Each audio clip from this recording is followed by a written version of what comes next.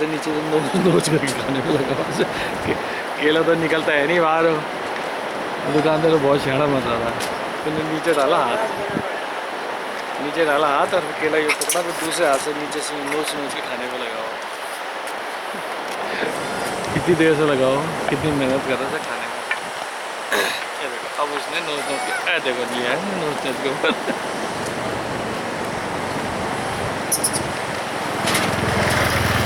मैं उत्तरकाशी हूँ, गंगा और यमुना का मायका। देश और दुनिया के लोग गंगोत्री के पवित्र जल को लेने के लिए उत्तरकाशी पहुँचते हैं।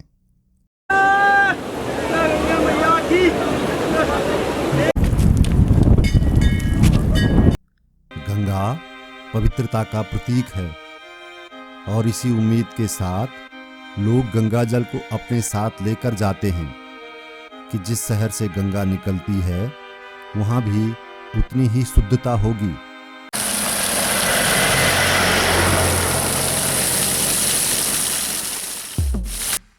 चलिए हम आज आपको बताते हैं कि चिराग तले अंधेरा क्यों होता है, क्यों उत्तरकाशी की दुर्दशा पर कोई बोलने वाला नजर नहीं आता।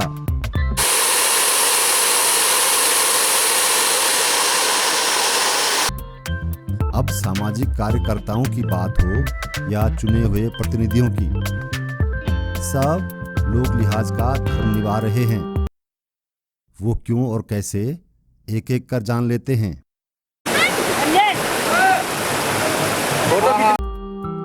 उत्तरकाशी कलेक्ट्रेट कॉलोनी से होते हुए गढ़वाल मंडल विकास निगम के गेस्ट हाउस और तिलोत पुल पर निकलते हैं तो नजर आता है कि ये पुल बरसों से बन ही रहा है और अभी न जाने कितने सालों तक बनता ही रहेगा।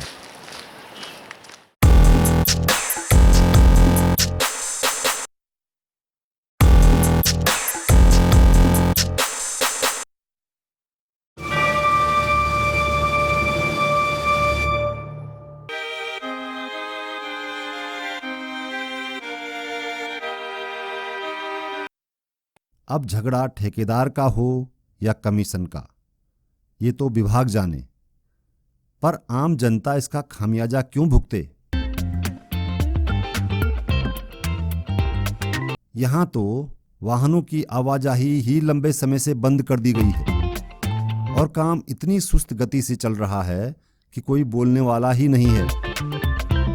सत्ता पक्ष नशे में है और दायित्व की उम्मीद में चुप्पी साधे है, जबकि विपक्ष ने खुद पर भरोसा करना ही छोड़ दिया है। चर्चाएं तो सिर्फ दल बदल की हैं, व्यवस्थाएं बदलने की कतई नहीं।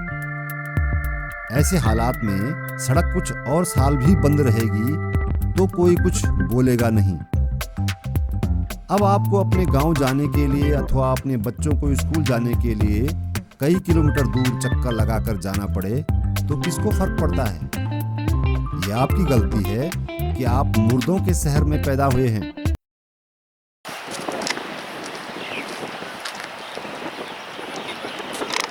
आगे बढ़ते हैं।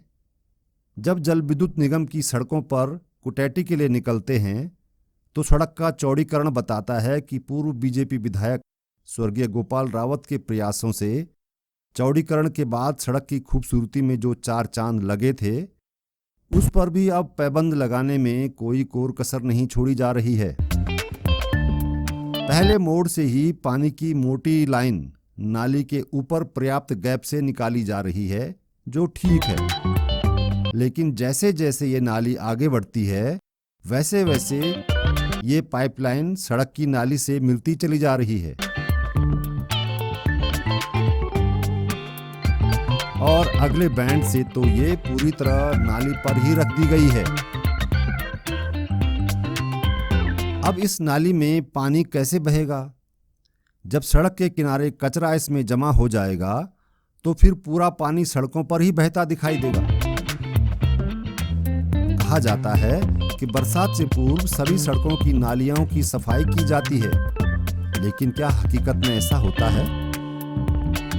अगर ऐसा होता तो वैसा नहीं होता और वैसा होता तो ऐसा नहीं। ऐसा कैसे नहीं होता, ये आप भी अच्छी तरह से समझते हैं।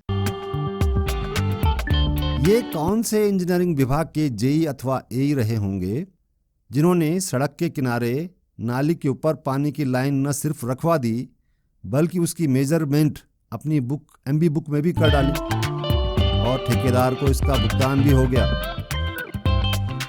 ये वो छोटी छोटी बातें हैं जिन्हें हर नगरवासी अपनी नज़रों के सामने रखे और शिकायत के रूप में दर्ज करे तो नगर की आधी से ज़्यादा समस्याएं तो यूं ही समाप्त हो जाएंगी।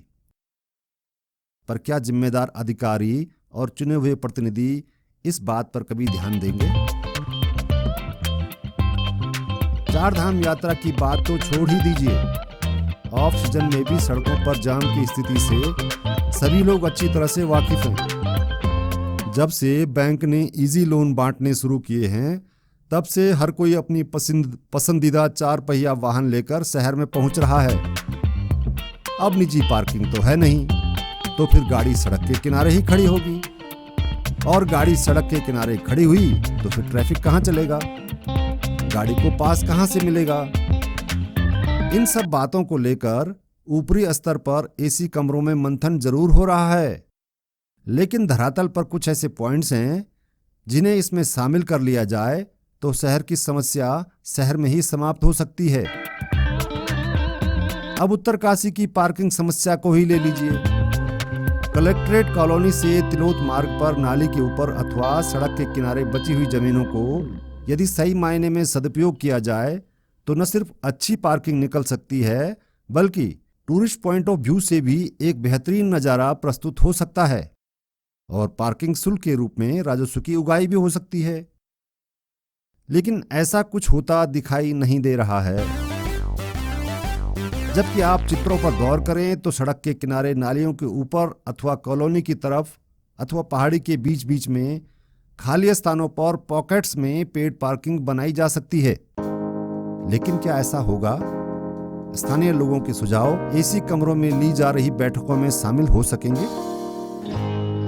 क्या हमारे जनप्रतिनिधि जमीन से जुड़े मुद्दों को अपने घोषणा पत्र में शामिल करेंगे? जिला योजना में शहर की समस्याओं का कोई हल निकल सकेगा?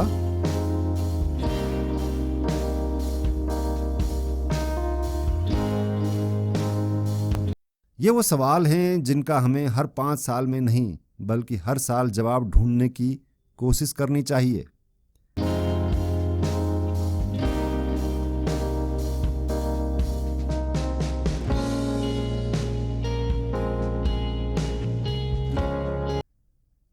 लेकिन क्या हम ऐसा करते हैं? क्या हम ऐसा कर सकेंगे? इसका जवाब आपके ऊपर छोड़ते हैं।